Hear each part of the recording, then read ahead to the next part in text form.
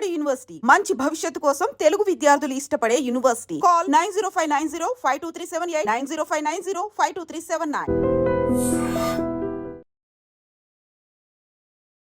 నమస్కారం, welcome to I dream. ధర్మ మార్గం విత్ విజిత కార్యక్రమానికి స్వాగతం.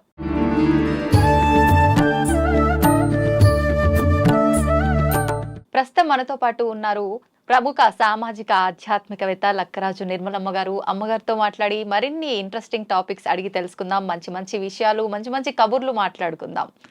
అమ్మ నమస్తే. నమస్తే అమ్మ, భగవంతుడి విషయానికి వస్తే భగవంతుడు ఒక్కడే అని అంటారు, కానీ వివిధ రూపాల్లో ఉన్నాడు అని అంటారు. నిజంగా వివిధ రూపాల్లో ఉన్నాడా? ఎందుకు ఉంటాడు వివిధ రూపాల్లో? వివిధ రూపాల్లో యాక్చువల్గా మనం చూస్తూనే ఉన్నాం కదా నాన్న. వెంకటేశ్వర స్వామి వేరే ఉన్నాడు, కృష్ణుడు వేరే ఉన్నాడు, రాముడు వేరే ఉన్నాడు, సాయిబాబా వేరే ఉన్నాడు, దత్తాత్రేయుడు వేరే ఉన్నాడు, ఆంజనేయ స్వామి వేరే ఉన్నాడు. మనం ఇన్ని రకాలుగా, అందుకే మనం ఊరికి కామెంట్ చేస్తారు నాన్న, ఏంటి వీళ్ళకి ఇన్ని దేవుళ్ళు ఉన్నారు, రోజు ఆ దేవుడు పూజ అంటారు, ఈ దేవుడు పూజ అంటారు, ఎప్పుడు మంగళవారం పూజ అంటారు, శుక్రవారం పూజ అంటారు, ఆదివారం ఇన్ని దేవుళ్ళు ఎందుకున్నారని చాలామంది క్వశ్చన్ అడిగారు నాన్న. దానికి ఒక కారణం ఉంటుంది. ఇప్పుడు ఒక ఆవిడ నా దగ్గరికి వచ్చి, నేను లలితా పారాయణం బాగా చేస్తానమ్మా శుక్రవారం నాడు, ఇన్నేళ్ల నుంచి నాకు బాగా కలిసి వచ్చింది, కానీ ఇప్పుడు నేను అమ్మవారి పూజ చేస్తే నాకేం కలిసి రావట్లేదు అని అంటుంది. అంటే దానికి ఒక రహస్యం ఉంది. ఏంటమ్మా రహస్యం అంటే, ఇప్పుడు ఇన్ని దేవుళ్ళుగా ప్రచారం కావడానికి ఒక మనిషి శుక్ర మహర్దశలో పుడితే అమ్మవారిని పూజ చేస్తారు. గురు మహర్దశలో పుట్టిన వాళ్లను, ఇప్పుడు చిన్నజీయర్ స్వామి గురువులందరూ ఉన్నారు కదా, వాళ్ళ జాతకం చూసుకొని గురు మహర్దశలో పుట్టిన వాళ్ళు లైఫ్ అంతా గురువులకు దగ్గర అవుతారు. వాళ్ళ ఆస్తులన్నీ వాళ్ళకి సత్యసాయిబాబా ఆస్తులు కూడా రాసిచ్చిన వాళ్ళు ఉన్నారు. మా ఫ్రెండ్సే ఉన్నారు, వెళ్ళిపోయి వాళ్ళకి ఆస్తులన్నీ రాసిచ్చారు. పిల్లలు సెటిల్ కాగానే ఆస్తులు ఉన్నాయి, ఎక్కడ బతకాలి అనుకోని ఆస్తులన్నీ రాసిచ్చారు. ఎంతోమంది సీక్రెట్గా, అంటే గురు ప్రభావం బాగా ఉన్న వాళ్ళ జాతకాలను తీసుకొని ఆ గురువులు వాళ్ళ దగ్గర పెట్టుకుంటారు. వాళ్ళ ద్వారా వాళ్ళు సెటిల్ అయ్యి అందరికీ సేవలు చేయించుకుంటారు అనమాట.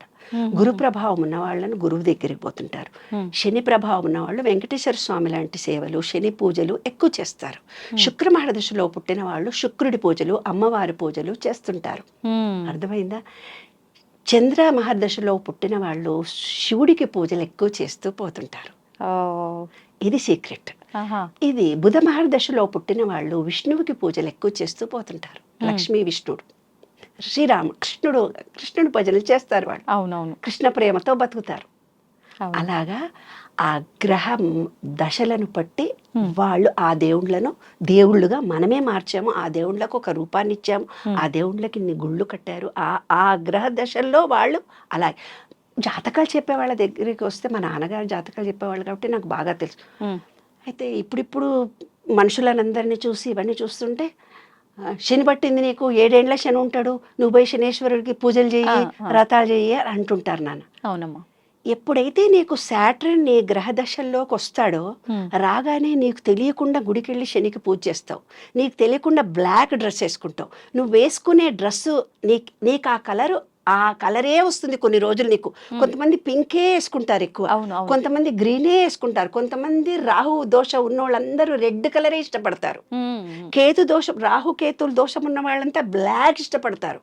అంటే వాళ్ళ గ్రహ దశలను బట్టి ఆ కలరే వాళ్ళకి అట్రాక్ట్ అవుతుంది. ఆ దేవుళ్ళనే వాళ్ళు పూజ చేస్తారు. అది యాదృశ్చికంగా జరిగిపోతుంది. అలా చేయడం మంచిదా?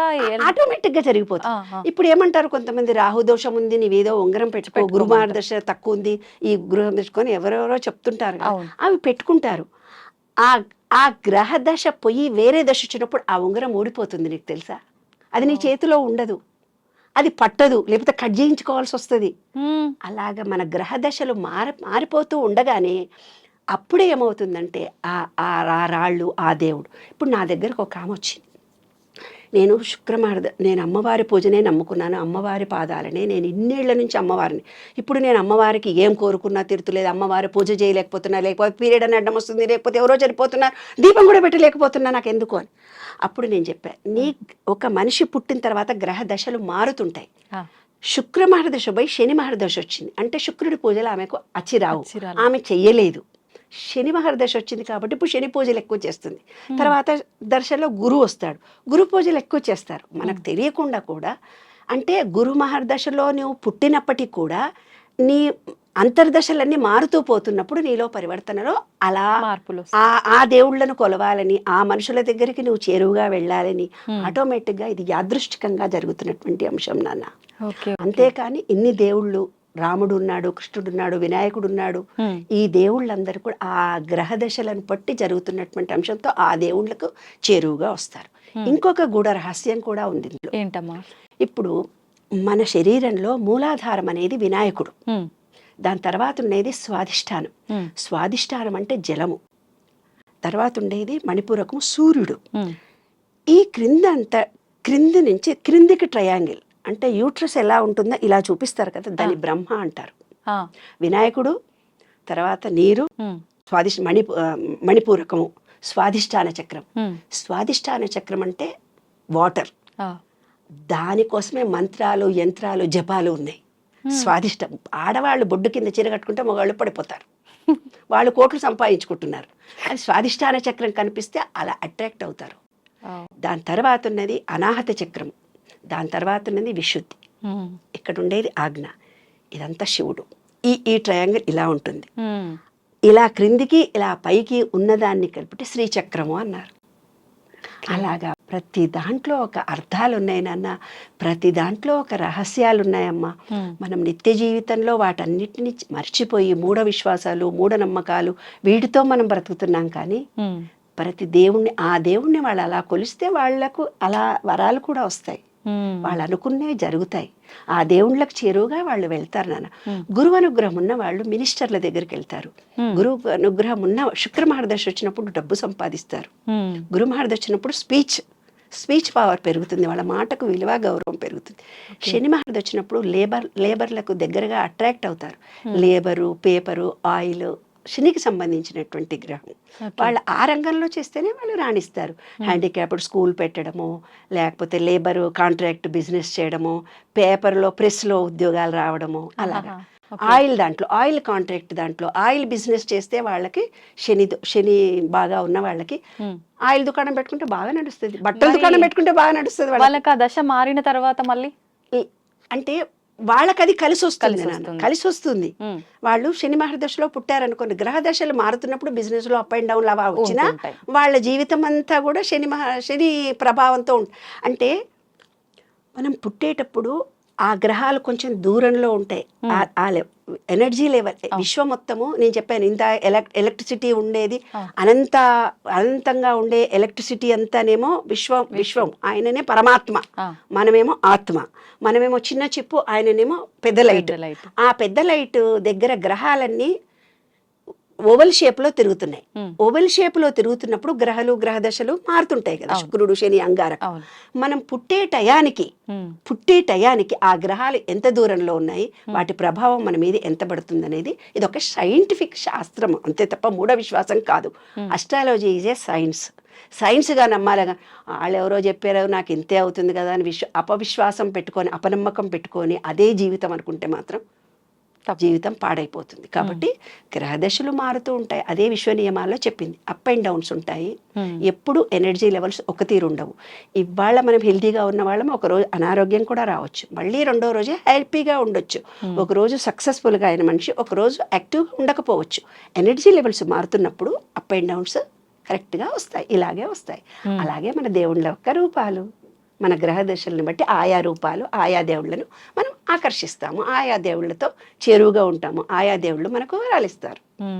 అమ్మ, కొంతమంది మాటికి ఏదైనా కోరిక కోరుకోవడము, ఆ కోరిక నెరవేరలేదని చెప్పి ఇంకో దేవుడికి మారిపోవడము, ఎవరైనా నేను పలానా దేవుడి దగ్గర మొక్కుకుంటే నాకు కోరిక తొందరగా నెరవేరిందని చెప్పగానే వీళ్ళు పూజించే దేవుడిని పక్కన పెట్టి అటెళ్ళి పూజ చేయటము, ఇలాంటివి చేస్తుంటారు. ఇప్పుడు ఇవి కూడా వాళ్ళ నమ్మకాన్ని బట్టి వెళ్తున్నారా, లేదంటే మీరు చెప్పినట్టుగా ఈ గ్రహ దశలను బట్టి జరుగుతుందంటారా?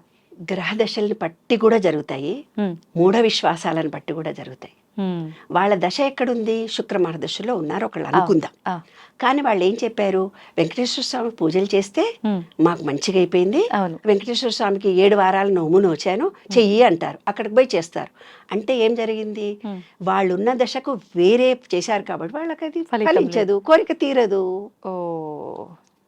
లేదు ఒక శుక్ర మహర్దశలో ఉన్నారు, శని మహర్దశ ఎంటర్ అవుతోంది వాళ్ళకి. ఎంటర్ అయ్యేటప్పుడు వెళ్ళి శుక్రుడి పూజ, అమ్మవారి పూజలు చేసేవాళ్ళు వెంకటేశ్వర స్వామినో రాముడి దగ్గరకో వెళ్ళి పూజలు చేశారు.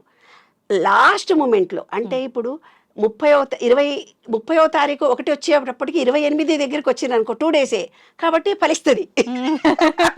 గ్యాప్ లో బార్డర్లోకి వచ్చినప్పుడు, ఆ బార్డర్లోకి వచ్చినప్పుడు ఏ దశనైనా మారేటప్పుడు, శుక్రమార దశ వచ్చేటప్పుడు మంచి చీరలు కట్టుకుంటావు, రోజో చీర కట్టుకుంటావు, రోజో నగేసుకుంటావు, టీవీలో కనపడతావు, పేపర్లో కనిపిస్తావు, నీ మాటకు వాల్యూ ఉంటుంది, మంచిగా ఎంజాయ్ చేస్తావు, ప్రదేశాలని తిరిగి చూస్తావు.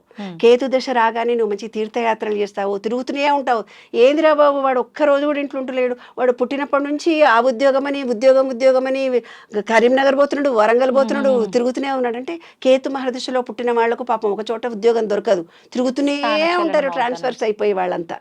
అలాగా ఒక్కొక్క దశలో ఆ వ్యక్తి పుట్టిన గ్రహాన్ని బట్టి, ఆ వాళ్ళ వ్యక్తిత్వాన్ని బట్టి వాళ్ళ ఆలోచన విధానం మారుతుంది. ఇంతమంది దేవుళ్ళు కూడా ప్రతి దాంట్లో కూడా ఒక పాజిటివ్ ఎనర్జీ ఉంది నాన్న, తప్పనిసరిగా ఉంది.